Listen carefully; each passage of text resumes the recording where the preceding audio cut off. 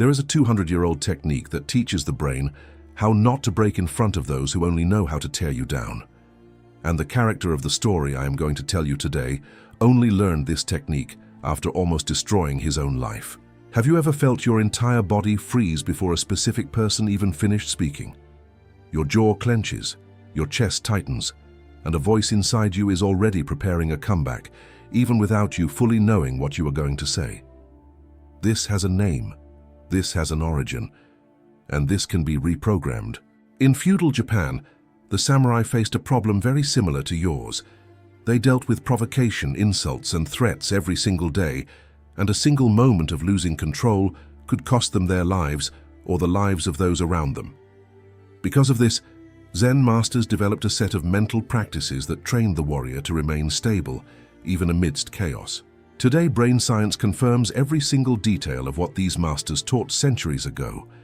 There is an exact biological reason why you explode at those you love and stay silent around those who hurt you. And there is a path, tested for generations, to break out of this cycle. This video will tell the story of a young man who learned this the hardest way possible, and it will show you how you can manage to keep your calm, even when surrounded by negative people. Through two concepts practiced by ancient samurai, you will learn how to master your own mind before any action, and how to move through the world without letting yourself be dragged down by other people's energy. These concepts are Mizu no Kokoro and Awase. But before we continue, subscribe to the channel, leave a like down below and comment, which person in your life drains your peace the most? This helps me understand who is watching and shows me that you want to apply this to your reality. Now, let's get into the video. Chapter 1. The House That Never Applauded. Today I'm going to tell you the story of Ren. Ren was 25 years old and carried a weight that nobody else could see.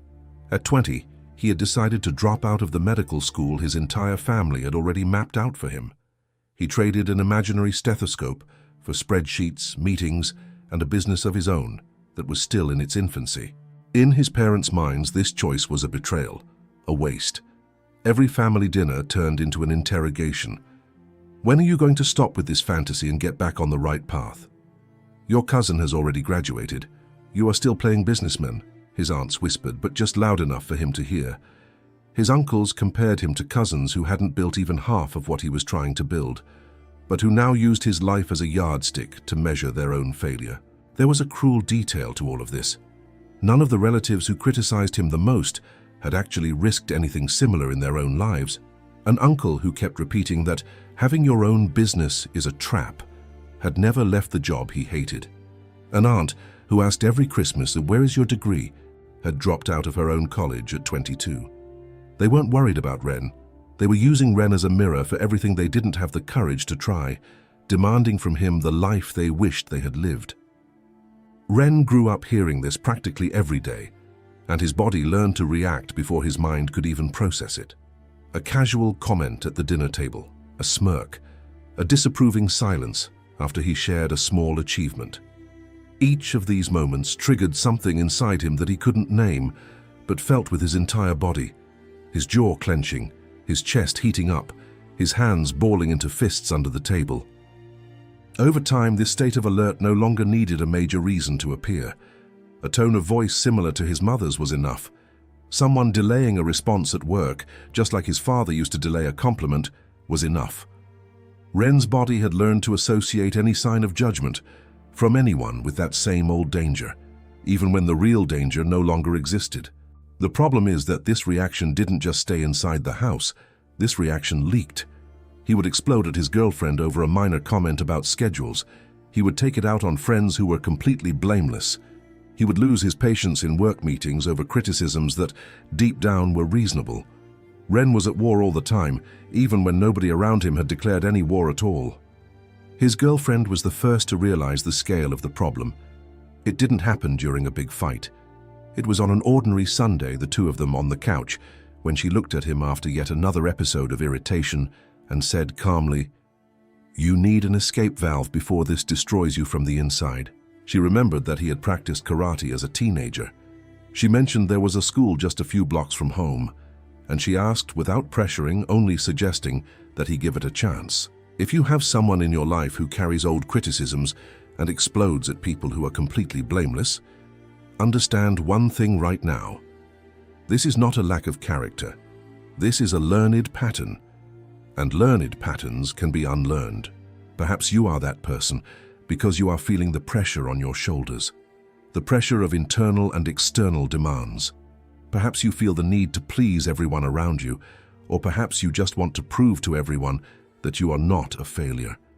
The weight of expectation is high, but it is necessary to break the cycle. Chapter 2. The Cold Shower. Ren arrived at the dojo full of confidence. He had trained as a boy. He had stood on regional competition podiums. In his mind, that training session would be just a formality before showing that he still had the same body and talent as always. Reality hit hard. Belts younger than him moved with a precision he no longer possessed. The pace of the training was more intense than he remembered, and in the middle of a controlled sparring exercise, an unexpected strike triggered something inside him. Ren lost control. He lunged forward with more force than the exercise required. He yelled. His training partner stepped back, startled. The entire room froze for a second. The sensei, a man of few words named Watanabe, stopped the training immediately. He didn't yell. He didn't humiliate Ren in front of the others. He just said, in a low, firm voice, that this was not the spirit of the dojo, and asked him to compose himself before continuing. At the end of the session, Watanabe called Ren over to talk, the two of them sitting on the empty tatami mat after the rest of the class had already left. "You fight like someone who is scrapping with another person," the sensei said, "but I saw your eyes during that strike. You weren't fighting your partner. You were fighting someone who wasn't even in the room." Ren remained silent. That sentence hit a place he had kept locked away for years. It was there on that mat that Watanabe began to talk about two concepts that would change Ren's life. First, about how to master your own mind before any action. Then, about how to move through the world without letting yourself be dragged down by the energy of others. "Before you learn to deal with those who attack you," the sensei said, "you must learn not to be destroyed from within every time someone tries to tear you down. If you have ever lost control with someone who didn't deserve that intensity, stop for a second and ask yourself, who does this anger truly belong to? Often, the person in front of you just received the payback for an old debt that isn't theirs to pay." A neuroscientist who studies chronic stress response would explain what was happening inside Ren's body. When a person lives for years under constant criticism, the amygdala, responsible for detecting threats, starts firing at any sign of social judgment, even when no real danger exists. The body reacts to a comment as if it were facing a predator. Chapter 3. Mind like water. In the following weeks, Ren returned to the dojo with a different attitude, less ego, more attention. Watanabe began to gradually introduce a concept that monks and martial arts practitioners called Mizu no Kokoro. Mind like water. A still surface of water reflects the world perfectly, the sensei explained during one of the first classes after the incident. Throw a pebble into it, and the reflection distorts for a moment. But the calm water, on its own, returns to balance. The water does not fight the pebble, the water simply returns. Ren asked how to apply this in practice. Watanabe answered with a simple exercise. Slow, counted breathing before any response to a strong stimulus. Inhale for a count of 4, hold for 4, exhale for 6. Repeat until the body calms down. At first, it seemed silly. Ren tried it one evening during a family dinner, when his father commented in front of everyone that he was still playing businessman while his cousins were doing something serious with their lives. The urge to snap back came immediately, just like always, but Ren remembered the breathing. He counted the 4 seconds, held it, exhaled. He still felt the impact of the words. His body still reacted, but he didn't throw back the attack with the same intensity. He just replied in a calm voice that he had confidence in the path he was building, and changed the subject. It wasn't a spectacular victory. It was just 1 extra second of control that he didn't have before, and that second was enough to start changing the pattern. The next time you feel your body freeze up at a comment, don't try to control the entire reaction all at once. Just win 1 second. take a deep breath before opening your mouth. That second is where every change in pattern begins. A researcher studying the autonomic nervous system explains why this technique works in the body, not just the mind. Slow, deep breathing activates the vagus nerve, which triggers the parasympathetic nervous system. This lowers the heart rate and signals to the brain that the threat has passed. This is direct physiological regulation. But Watanabe hadn't taught the hardest part yet. Mastering your own mind is only half the battle, because sooner or later, Ren would still have to stand face to face with those who attacked him, and simply not reacting wouldn't be enough. Chapter 4. The Art of Not Absorbing. A month later, Watanabe called Ren over to talk again. This time the topic was another concept, coming from martial arts that work less with brute force and more with direction. Awase, the art of blending with the other person's energy instead of resisting it head-on. In combat, the sensei explained, when someone charges at you with all their might, you have two bad choices: blocking with the same force, which causes a clash and hurts both sides, or running away, which gives up all your space to the attack. There is a third way. You step into the rhythm of the other person's movement, align yourself with the direction of their force, and redirect it. Ren asked how that worked off the mat, with real people, with real parents. Watanabe answered with a direct example. When someone approaches you with criticism or aggression, the common instinct is to confront or flee. Awase proposes acknowledging the other person's energy without absorbing it as if it were yours, and guiding the conversation somewhere else, without wasting strength trying to win by force. In practice, this meant briefly validating what the other person felt before redirecting. It meant asking a question that shifted the axis of the conversation instead of refuting point by point. Sometimes, it meant just letting silence absorb the first impact before responding at all. Ren tested this with his father a few weeks later, during a phone call where the usual topic came up again. Instead of arguing about who was right, he simply said, "I can see that this genuinely worries you." And then he asked calmly what exactly his father feared would happen to him. The tone of the conversation completely changed. The father, for the first time in a long time, stopped attacking and began to explain his own fear. Weeks later came another test, this time with a close friend who had a habit of making sharp jokes about Ren's business whenever their group met up. "So, did you become a millionaire this week?" It was his favorite joke, always delivered in just the right tone to sting while still looking like a jest. In the past, Ren would fire back with sarcasm, and the whole night would turn into a veiled contest between the two. This time, Ren let the comment pass without feeding it.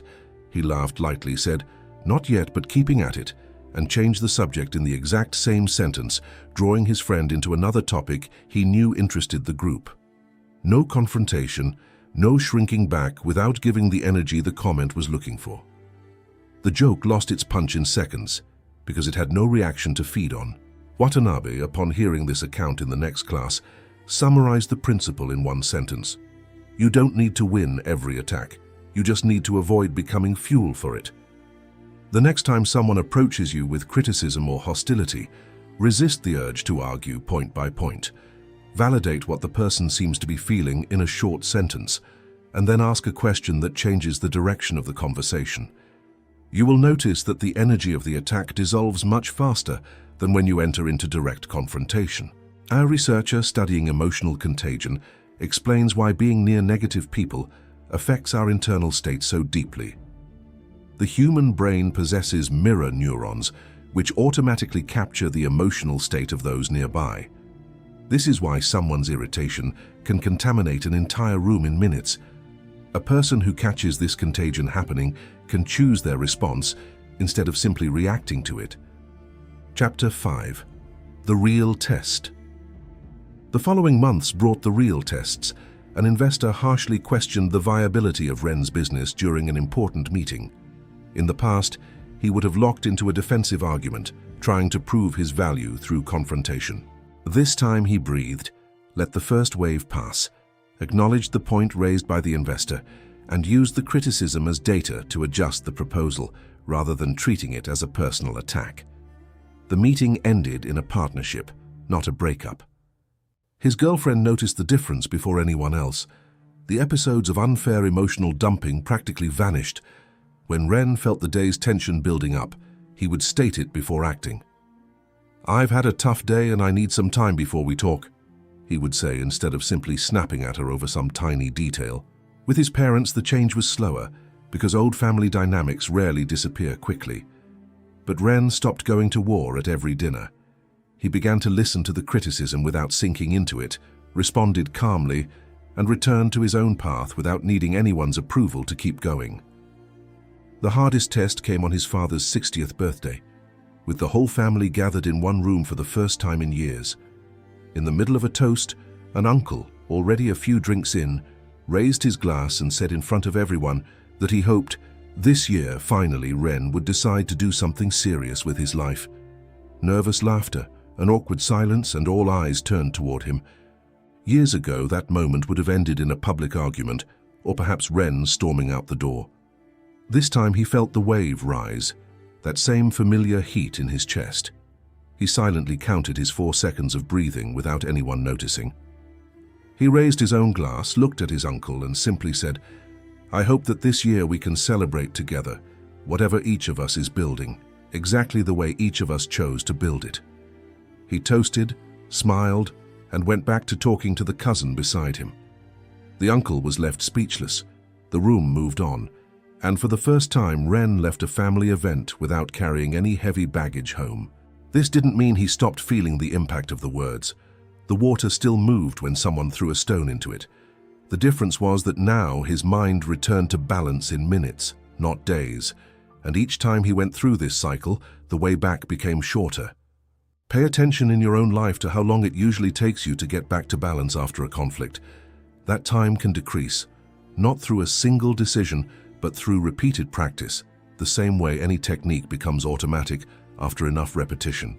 A neuroscientist studying brain plasticity summarizes the reason behind this change. Every time a person chooses a calm response instead of an automatic reaction, they strengthen a new neural pathway, while the old pathway weakens from disuse. With enough repetition, the brain literally reorganizes itself around the new pattern. There was, however, one detail that Watanabe kept for the very end, and it completely changes the way most people view this entire process. A year after the day he lost his control on the mat, Ren asked Watanabe if he would ever stop feeling the impact of criticisms entirely. The sensei smiled for the first time since Ren had met him. "If you stop feeling, you have stopped being alive," he said. The goal was never to become a stone, the goal was to become water. A stone is unshaken by anything, but it reflects nothing. Water feels every stone that falls into it, moves, absorbs the impact, and returns to balance on its own, reflecting the world with clarity once again. Ren hadn't become immune to the negativity around him. He had become someone who doesn't get trapped by it. His parents continued to some extent comparing and questioning. The people around him continued to bring their own negativity, their own fears projected onto his life. That will never stop completely because it doesn't depend on Ren. What changed was what happened inside him when that negativity arrived. Ren's story began with a young man exploding at the people who least deserved it, carrying years of criticism he never chose to receive. It ended with someone who learned to calm his own mind before any reaction, and only after that, learned to redirect the energy of those trying to destabilize him. Mizu no Kokoro taught him to return to balance after the impact through something as simple as breathing. Awase taught him to guide the encounter with those who attacked him, without confrontation and without running away. And behind both, his own body was reorganizing itself, neural pathway by neural pathway, repetition after repetition, until calm stopped being an effort and became an identity. The question that remains is not whether you will encounter negative people on your path. You will. The question is, when the stone falls into your water, how long will it take you to reflect with clarity again? If this story changed the way you view the negative people around you, subscribe to the channel and hit the bell icon so you don't miss the next videos. And tell me in the comments, which situation in your life needs Mizu no Kokoro the most right now? Keep learning and developing by clicking on this video showing up on the card. And remember to apply everything you've learned, because it is the application that will change the reality of your life. If you made it this far, thank you for your attention. See you in the next video.